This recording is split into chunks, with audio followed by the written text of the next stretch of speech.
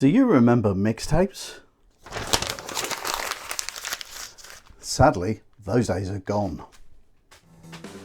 There was a time when the mixtape was the coolest thing. Being my age though, I started recording on reel-to-reel tapes, listening to the radio and trying to record the newest songs as they played them. From there, I started recording my records and making compilations of my singles. I progressed to cassettes in the mid-70s, and that was great because now I could become portable. I used to love making them, taking hours over a 90-minute cassette, putting all my favourite songs on it, and when they were done, sitting back and listening to my handiwork. In 1976, I bought my first portable music centre, where the speakers became the lid, and you have that all in one unit was just great. By 1977, I was working in a hi-fi shop where I was encouraged to play with all the different music centres whilst learning the benefits of each individual unit. I made so many little compilation tapes during this time, which worked out great because in 1979 Sony introduced the Walkman and you could literally play the tapes inside your pocket. By 1982 I was married and bought a little music centre which had 2 cassettes in, so I could do tape to tape as well, and the sound quality was brilliant. And then finally we had the boombox, 2 tape decks and an add-on record player, and I was sorted. Then we got CDs and also the ability to make compilations and mixes, but it was never quite the same. And then we went proper digital and MP3s and such like came along. Now making the compilation is just a matter of heading over to one of a multitude of streaming options and downloading them to your phone.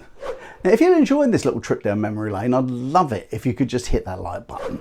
As for me, I've spent since 2003 converting all my various formats into MP3 files, and I still make my own version of mixtapes. They're just in folders with files. In one of my music groups on Facebook, I've been sharing my favourite 2000 songs. I've put them all into order and I share about 5 songs a day. I'm also putting them into music folders to add to my MP3 player in the car. It's nowhere near as sexy as it used to be recording each song individually though. It's a 4-step process. First of all, I pick the song from the chart. For example, let's choose the song at number 1278, Frankie Lane's song Rawhide. Then I go to my database and search for it. I can see that it's in folder 68. From there, I go from that folder to a folder on my hard drive and find the song. Then I copy the song across to its destination folder. In this case, it's a folder called Volume 4. Then it's given a number in the playlist, and also I add the position of the number in my chart. So as you can see, it's nowhere near as much fun as it used to be to make a mixtape.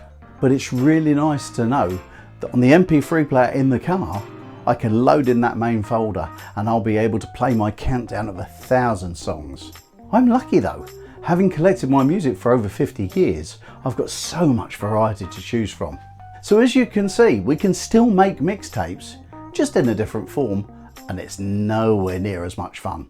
If you've enjoyed this video and would like to see another music related one, please click the link up there.